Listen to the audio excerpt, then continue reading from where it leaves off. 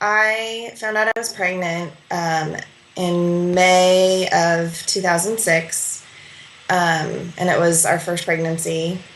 And, obviously was so excited. It's something that I've wanted, for my whole entire life. And started getting really sick, having had a ton of morning sickness with my pregnancy and just never felt quite right. Um, and we actually ended up, at that time, we lived in Denver and we're moving to Ohio. And so we moved to Ohio, and I got to see a sonogram before I left Denver. My doctor knew, we were moving and wanted to make sure everything was okay before we left. And so we got to see a heartbeat, everything, and, things looked great. It was probably about 6 weeks that we saw that.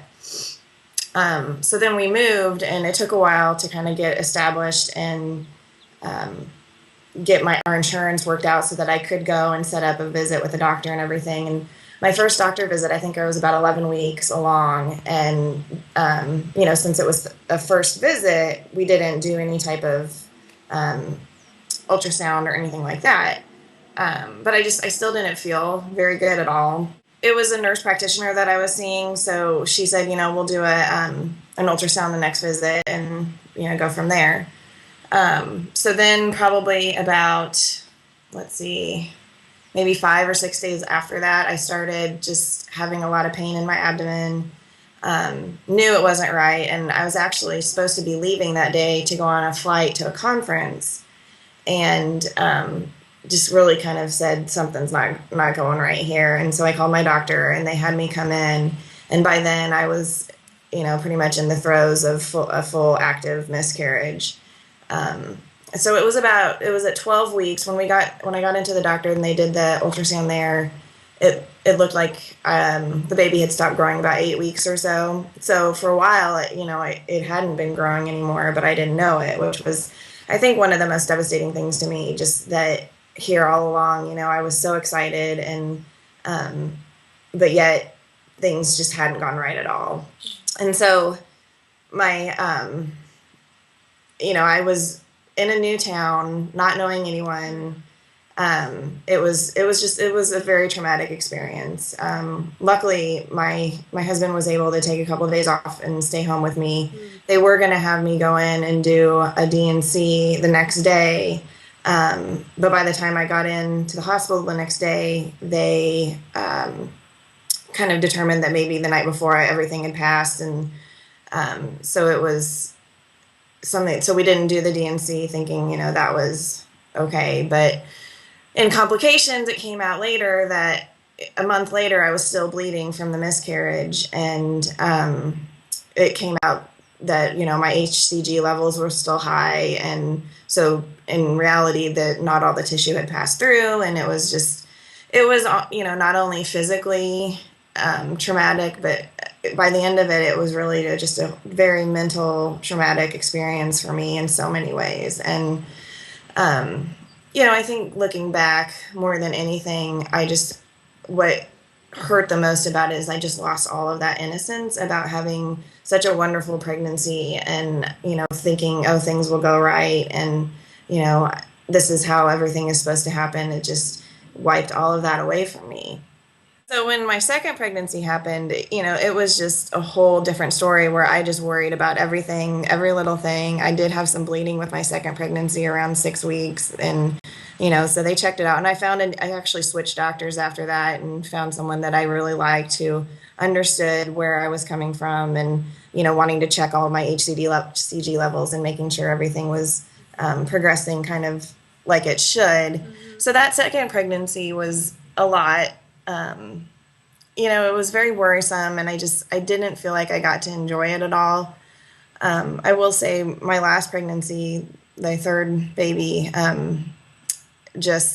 it was an incredible pregnancy. And I feel like I finally got to have that experience that being pregnant that I deserved. And it really helped me kind of recover from everything that I had gone through from that first pregnancy. This whole process has made me realize how strong my body is and how much to listen to it and to trust my instincts with everything.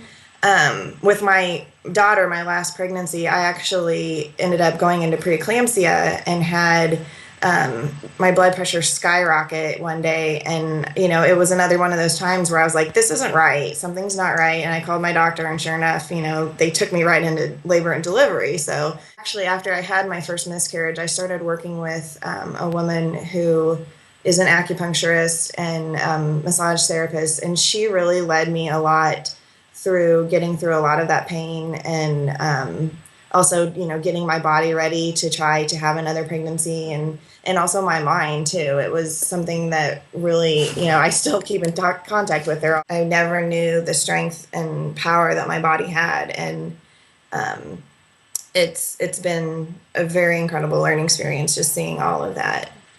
Another thing I actually got out of my whole miscarriage experience, after everything happened with my first pregnancy, I was looking for somewhere to go, someone to talk to, and went to the message boards on Baby Center, and actually found a group of women on there who all had miscarriages about the same time as I did with our very first pregnancy.